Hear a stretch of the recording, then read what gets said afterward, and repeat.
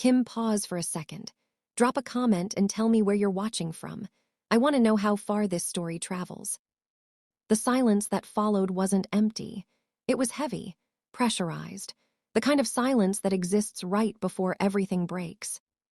I stared past my father, letting my mind drift back 4 months earlier, Christmas Eve, sitting at the long dining table in his Austin house. The same house he bragged about owning.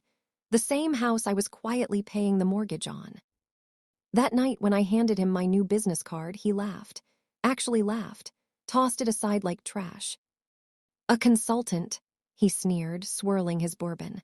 "That's what we're calling unemployed now. Cute hobby, sweetheart, but let's be honest, you're pretending." Back then, the words burned. Now, they fueled me. Because while he mocked me between bites of roast beef, my firm had just secured a multi-million-dollar federal contract auditing a corrupt supply chain. He saw a drifter. I saw the managing partner of a forensic advisory firm designed to follow money that didn't want to be found. And at that moment, the money I was following was his. Back in the courtroom, he kept talking. That was his mistake.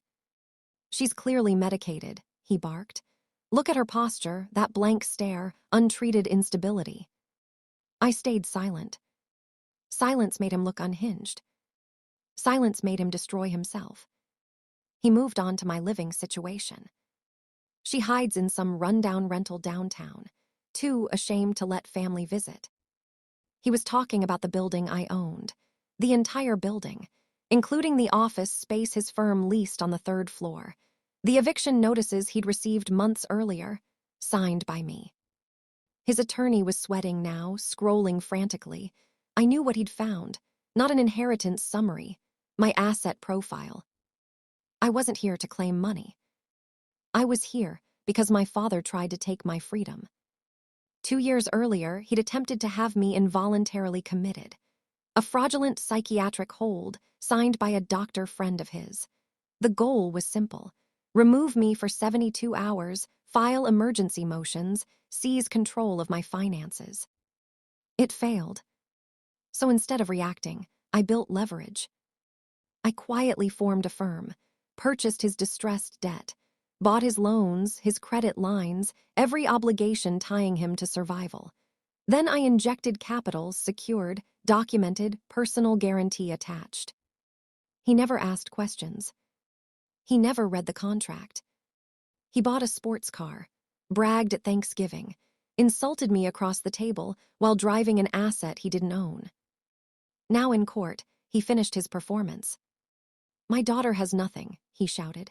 "No income, no assets. This silence is fear." Judge Alvarez finally interrupted. "According to this," she said calmly, lifting a document, "the petitioner isn't just your daughter." She slid the page forward. "She's your creditor." The room went still. My father laughed briefly, then stopped. "That's absurd," he snapped. "She can't run a company." The judge opened another folder. Atlas Advisory Group, Atlas Capital, Atlas Real Estate. She looked directly at him. All controlled by Marin Hale. His mouth opened. No sound came out. I stood for the first time. "You're right," I said evenly. "I don't own your firm." I placed the loan file on the table. "I own your debt. Clause by clause, signature by signature, default triggered by public disparagement, personal guarantees activated." "I'm calling the loan," I said, glancing at my watch. "Now." He whispered that he couldn't pay. I told him I knew. The gavel fell. Hearing dismissed. Assets seized. Eviction ordered.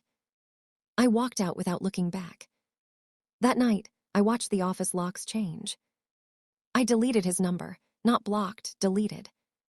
Because closure isn't revenge. It's silence. And ownership. If this story made you pause, subscribe. Some people watch for entertainment. Others watch because they're finally ready to stop being controlled.